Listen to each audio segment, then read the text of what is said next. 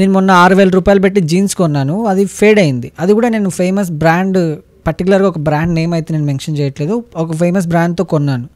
So స్టోర్కి వెళ్ళి అడిగినా కూడా నో రెస్పాన్స్ ఫ్రమ్ దెమ్, వాళ్ళు రెస్పాండ్ కూడా అవ్వట్లేదు. సో ఇప్పుడు నేను ఏం చేయాలి మేడం లీగల్గా?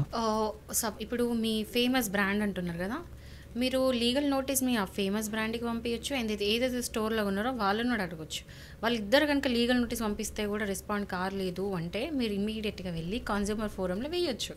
మీరు ఎక్కడైతే కొన్నారో దానికి సంబంధించిన కన్జ్యూమర్ ఫోరం, సపోజ్ మీరు హైదరాబాద్లో ఉంటారంటే హైదరాబాద్లో కన్జ్యూమర్ ఫోరం ఉంది, డిస్ట్రిక్ట్ కన్జ్యూమర్ కోర్ట్ ఉంది, అక్కడికి వెళ్ళి వేసుకోవచ్చు. రీసెంట్గా ఏమైందంటే ఎర్నాకుళం అనే కోర్ట్ ఇట్లాంటి చిన్న చిన్న కేసెస్ కూడా తీసుకుంటుందా? 1000 రూపీస్ అయినా కూడా తీసుకుంటుంది. కన్జ్యూమర్ కోర్ట్స్ ఉన్నది అందుకు. ఈవెన్ 1000 రూపీస్ లాస్ అయినా కూడా మీరు వేయచ్చు. సో 1500 ఎంత అనే సమస్య కాదు. మీరు కనుక ఒక యాజ్ ఎ కన్జ్యూమర్ అంటే ఒక వినియోగదారులాగా మీరు కనుక ఏదైనా నష్టపోయినారనుకోండి, మీరు వెళ్ళి కన్జ్యూమర్ ఫోరంలో వేయొచ్చు. ఇది అందరికీ తెలియదు, బట్ తెలుసుకోండి.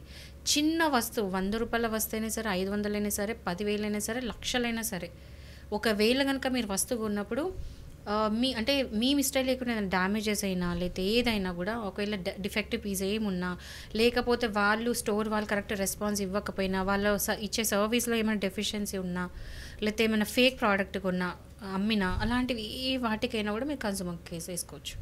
ఇది అవేర్నెస్ పెంచడం చెప్తున్నాను. సో రీసెంట్గా ఏమైందంటే ఎర్నాకుళం అనే ఒక డిస్ట్రిక్ట్లో ఒక హస్బెండ్ ఏం చేశాడంటే వాళ్ళ వైఫ్కి 16,500 పెట్టి ఒక చీర కొనిచ్చాడంట. ఏది వాళ్ళ మరదలకి కొనిచ్చే టైంలో వాళ్ళ ఆల్మోస్ట్ 81,000 దాకా షాపింగ్ చేశారంట 14 శారీస్ కొనడానికి. సో అంటే 16,500 పెట్టి వైఫ్ కొనిచ్చాడు. తీరా వెడ్డింగ్లో పెళ్ళైతున్న టైంకి ఏమైందంటే కలర్ ఫేడ్ అవుతుందంట. జస్ట్ వెడ్డింగ్ ఫస్ట్ టైం వేసుకున్నప్పుడే ఆ కలర్ మొత్తం కొంచెం వాటర్ పడగానే మొత్తం ఫేడ్ అయిపోయి, ఆ ఫంక్షన్లో ఆమె మొత్తం ఇక డిస్టర్బెన్స్ ఉంటుంది కదా, ఆ శారీ అంతా ఖరాబ్ అయితే ఒక పెళ్ళిలో ఎలా ఉంటుంది. సో అది అయ్యేసరికి వీళ్ళు ఏం చేశారు, నెక్స్ట్ డే వెళ్ళి స్టోర్లో గట్టిగా అడిగినరు. అడిగితే వాళ్ళు మేము చేసుకుంటే చేసుకోపోండి, మేమేం డబ్బులు రీఫండ్ చేయం, మీరు ఏం కోర్టుకి వెళ్తారా వెళ్ళండి, ఏమైనా చేసుకుంటే చేసుకోండి అంటే రూడ్గా మాట్లాడిందంట. కనీసం రెస్పాన్స్ కూడా ప్రాపర్గా వెళ్ళదంట. తర్వాత వీళ్ళు ఏం చేసినారు, లీగల్ నోటీస్ పంపించారు. లీగల్ నోటీస్ పంపిస్తే కూడా ఏం రెస్పాండ్ కాలేదు. అంటే వాళ్ళు ఇంకా అవసరం లేదంటే రెక్లెస్గా ఉన్నారు.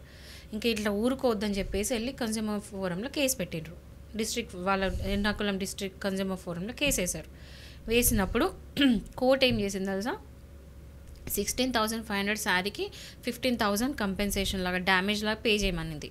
ఏది ఐహెచ్ఏ డిజైన్స్ అని ఒకటి ఉంటుంది, ఐహెచ్ఏ డిజైన్స్ దాని మేనేజ్కి మనీ రీఫండ్ చేయమని చెప్పడం కాక, ఈ ఏదైతే లీగల్ ఎక్స్పెన్సెస్ అయినాయో 5,000, ఆ 5,000 కూడా పే చేయమని చెప్పి టోటల్ 20,000 పే చేయమని చెప్పి కోర్టు చెప్పింది, ఏది స్టోర్ వాళ్ళని.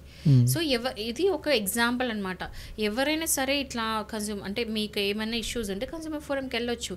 అది 100, 200 అనేది సమస్య కాదు, మీకు నష్టం జరిగింది.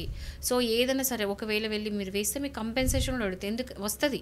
ఎందుకంటే ఇప్పుడు పెళ్ళిలో ఆమెకి అనవసరమైన మెంటల్లీ డిస్టర్బెన్స్ అయ్యాయి కదా ఈ శారీ వల్ల. సో దాన్ని కూడా కోర్ట్ కన్సిడర్ చేస్తుంది.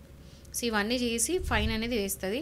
సో ఎవరైనా సరే కలర్ షేడ్ అయినా, ఇలాంటి బట్టలు ఏమైనా డిఫెక్టివ్ ఉన్నా, లేకపోతే ఫస్ట్ వాష్కి ఏం చేయకుండా ఇట్లా పోయింది, తొందరగా టేర్ అయిపోయినాయి, మరి ఎనీ డిఫెక్ట్, బట్టలే కాదు ఏ వస్తువైనా సరే డిఫెక్టివ్ వస్తే, టీవీ, ఫ్రిడ్జ్, ఏదైనా ఎలక్ట్రానిక్ అప్లయన్సెస్, ఏదైనా వస్తువు కొన్నారు, ఇప్పుడు ఇలాంటి వస్తువు కొన్నారు, ఈ వస్తువు కొన్నారు, ఇది ఖరాబ్ అయింది, దీనికి వారంటీ ఉంది, వారంటీ ఉన్నాక కూడా వాళ్ళు ఇస్తలేరు, వారంటీ పీరియడ్ ఇవ్వాలి కదా, వారంటీ పీరియడ్లో కనుక ఇవ్వలేదు, ఇలాంటి వాటి కూడా కన్జ్యూమర్ ఫోరం వెళ్ళొచ్చు.